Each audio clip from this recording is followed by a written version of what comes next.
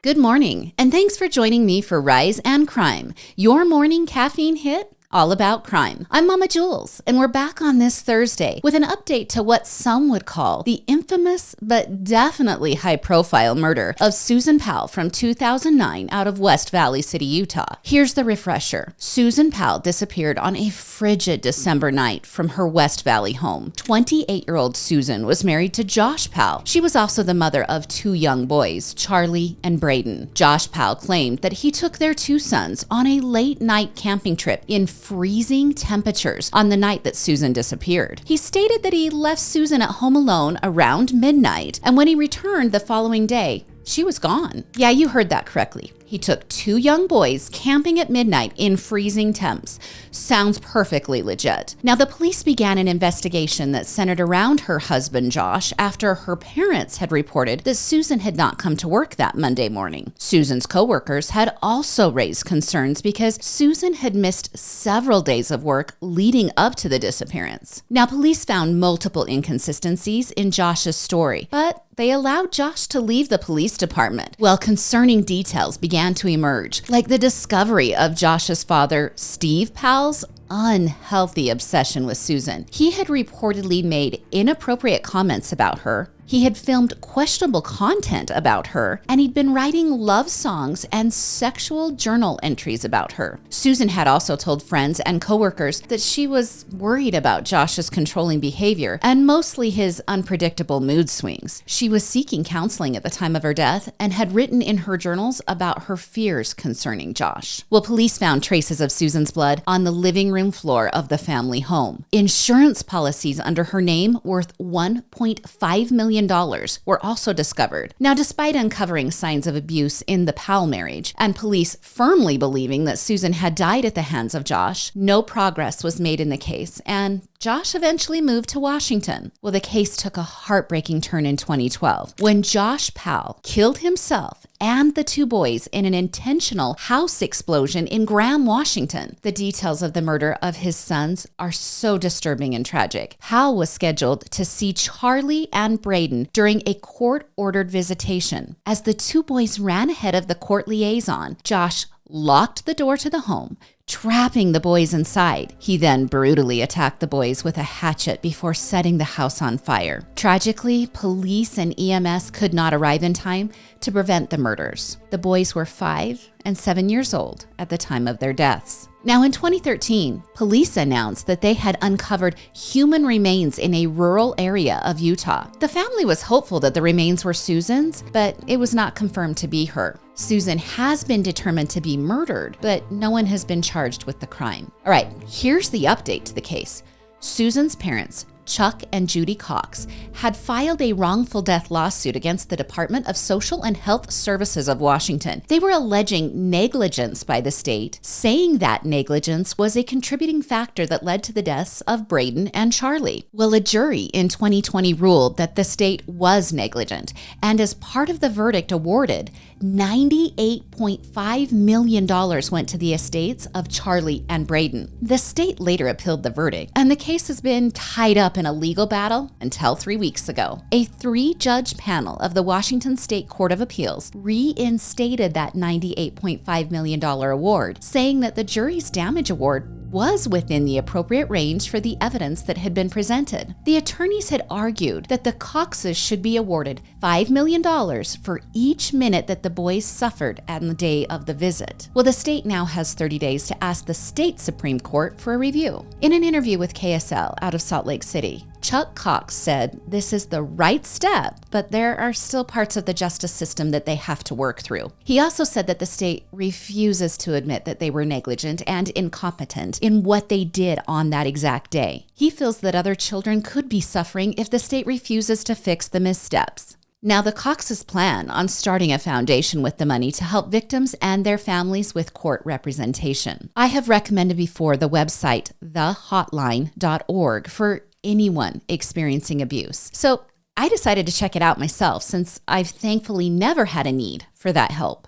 I was shattered to read two things. First off, the website immediately explains how to remove the digital history of visiting that exact website just in case someone is monitoring you. I've never had that kind of threat in my life. That was pretty overwhelming to think of those who do. Secondly, upon entering the website, users are warned of the unusual high call and chat volume that they are experiencing. So that was just one more heartbreaking detail that so many people are suffering. Please don't let that stop you from reaching out if you are experiencing abuse. And if you are concerned about someone in your circle, help them. Again, that website is thehotline.org.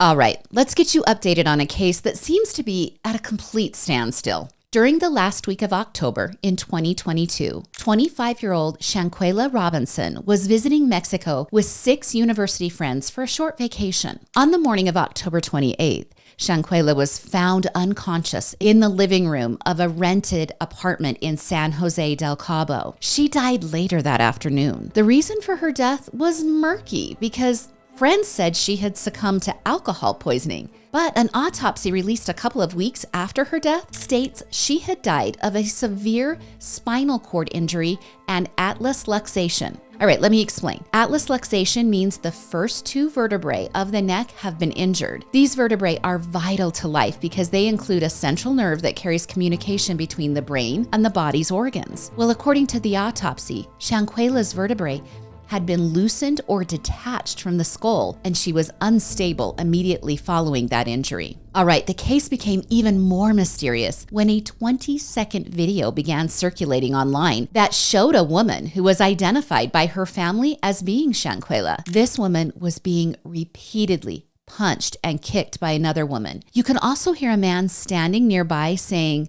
"Quella, can you at least fight back?" Not surprisingly, that clip went viral. The hashtag Justice for Quella also trended on social media. The clip also placed suspicion on her friends. Other videos that were released have led people to believe the friends were actually setting up the fight for entertainment purposes. It was then that her family began fighting for an investigation. The video caused authorities in Mexico as well as the FBI to become involved. Local Mexican authorities announced that the case was being investigated as a homicide, calling for an extradition of one of her friends who was allegedly involved. Then in late November, the mystery over the case deepened as Mexican police shared a new report contradicting the initial autopsy. They said that Shanquella may have been alive for several hours, and that she had also received care from a doctor before authorities later pronounced her dead. The doctor told authorities that the friends had insisted that she not be transported to a hospital for care. Well, the Mexican state prosecutor, Daniel de la Rosa Anaya, told ABC News in November that it wasn't a quarrel between friends, but that it was actually a direct aggression. Now, the tone of the investigation has changed. Despite the pleas from the family, the FBI and federal prosecutors announced in April that they had completed their investigation and that they would not be pursuing criminal charges. The FBI has also publicly advised that the case is closed. What seems to be the barrier in this case that has video evidence of the actual event leading to the death of Shanquella? Well, extradition. The process of extradition is complicated, and it's near impossible to achieve unless a higher government agency is on board to help with the process. According to Newsweek, political concerns can affect the decision to request an individual for extradition, and the decision whether or not to hand the person over can also be affected. The process is somewhat dependent upon the overall relations between the countries. So if, say, Mexico has refused to send persons to the U.S., then in turn, the U.S. might act the same. So Shanquella's case might be suffering from 2 countries trying to play nice in a global sandbox. And the family has obviously expressed a desire for criminal charges. They do have the option to file a civil suit regarding her death. The family and their attorneys are also organizing buses to travel from Charlotte to D.C. on May 19th. That'll be the 200th day since Robinson's death. They hope this rally will help to demand the attention and diplomatic intervention they say this case deserves. Shanquella's mother, Salamandra, says her faith in God has allowed her to hold on to the hope that justice is coming. Now, of course, I'm going to keep you updated on the May 19th rally in DC and where this case heads to next. All right, here's a quick update to the missing persons case out of Richmond, Virginia. Cameron Cole, a 23-year-old Amazon worker and father of a newborn, was reported missing by his family. On April 28th, Cameron was driving for DoorDash to make additional income. Well, later that day, he was expected to meet up with his mother, but he never showed up. His family reported that his phone had been turned off. Cameron, who was well connected to his family, would not have stood up his mother for their scheduled meeting. Well, his father fortuitously said in an interview with WTVR that his worst fear is someone had jumped Cameron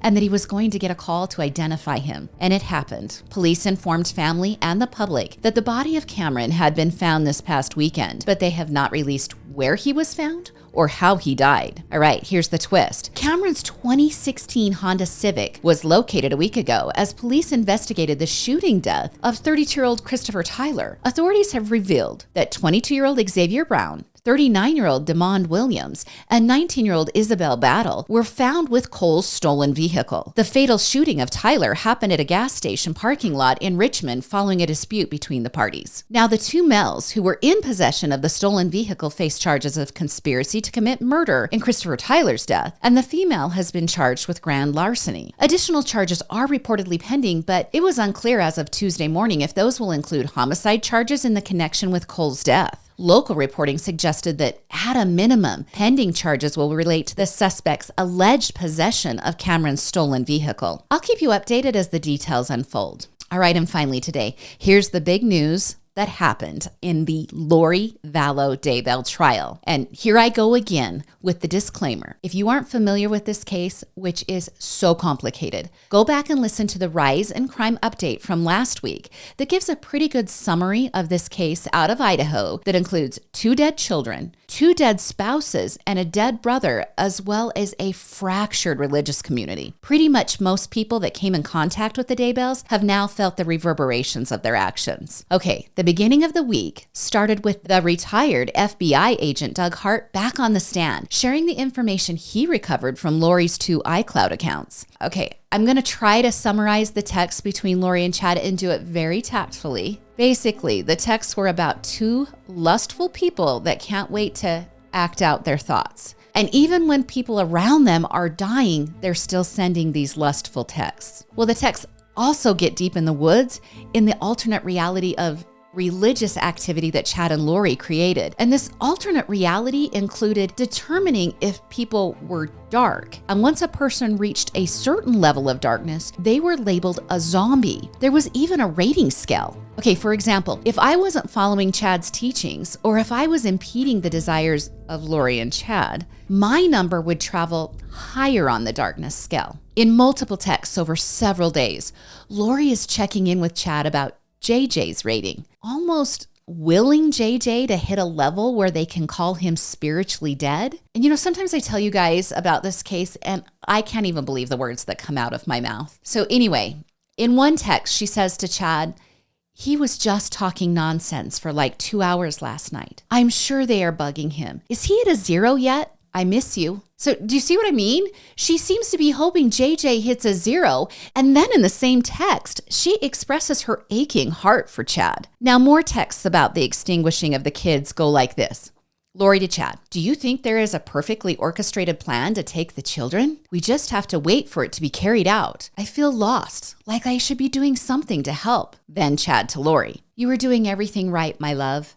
There is a plan being orchestrated for the children." Okay, Lori also had a texting conversation with her brother Alex, who many believe was central to the death of the children. This texting happened just shortly before the day that experts believed Tylee was killed. Now, it's important to remember that Lori and Chad had already determined that Tylee was a zombie. In that exchange, Lori tells Alex that she is working on zombies. She also tells him she's proud of him and that there will be no more zombies. Then she tells him that they are trying to get to the bottom of what they need to do to eliminate them completely. Cox responds with one word: excellent. Now, in the conversations, they also reference the spiritual health of Chad's wife, Tammy. On October 5th, that's just 2 weeks before Tammy died, Chad texted Lori that Tammy had, quote, switched, and that a demon named Viola had taken possession of her body.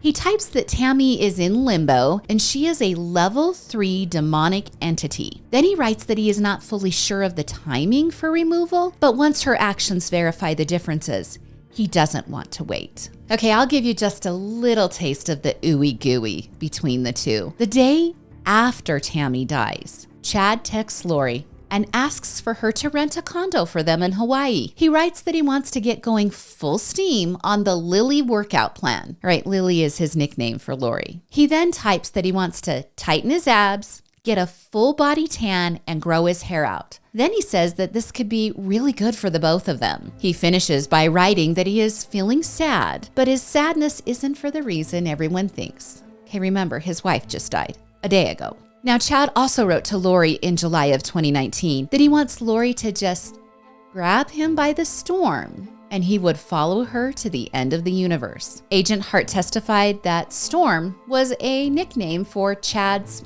anatomy. Remember, his spouse is still alive at this time, and Lori's spouse has only been dead for a week. Well, on Tuesday, the prosecution rested their case, and what followed was multiple sidebars and then an individual conversation with Lori and her defense team and the judge. The final result of all of that, Lori chose to not testify, and her defense chose to not offer a case, and they rested. So there will be no evidence or witnesses presented on their behalf. And this was really somewhat of a surprise. Most legal experts didn't expect Lori to take the stand, but they did expect some sort of case from the defense. Now, Lori's attorneys said the state had failed to meet the burden of proof, and therefore, they did not need to respond. The defense also filed a Rule 29. Okay, in Idaho, that is a request that the court should determine if there is sufficient evidence to bring forth the case to the jury for a verdict. And I spoke with a defense attorney, and he said in Idaho murder cases, this filing is pretty much a given. So where does this leave us? The jury will hear closing arguments today. Of course, I'll let you know how this case turns out. And remember,